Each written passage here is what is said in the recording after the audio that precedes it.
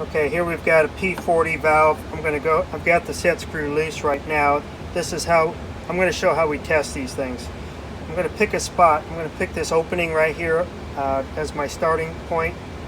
Right now, also I've got my continuity tester to my common and my normally open here. Well, normally closed. Here's my pneumatic source. Right now I've got this pneumatically energized here.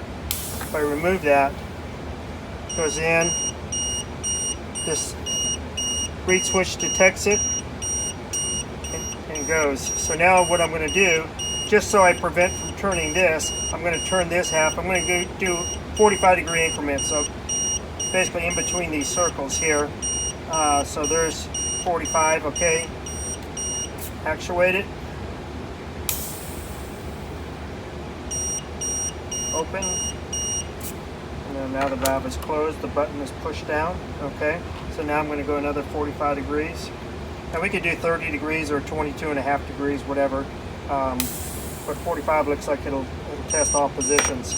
That goes up, alarm goes on, back on, that's out. Go another 45.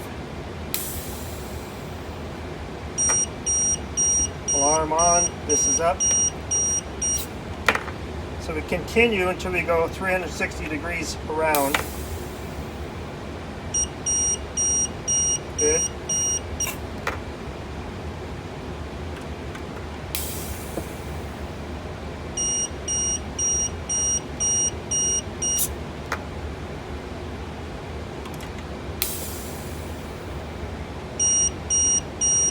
Good. And one last position there.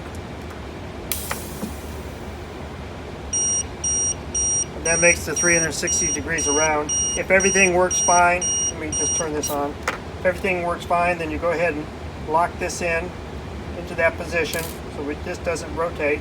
And then we'll put glue here so everything stays stationary. So we know this works all the way around. Am I missing anything? Is that it? Okay.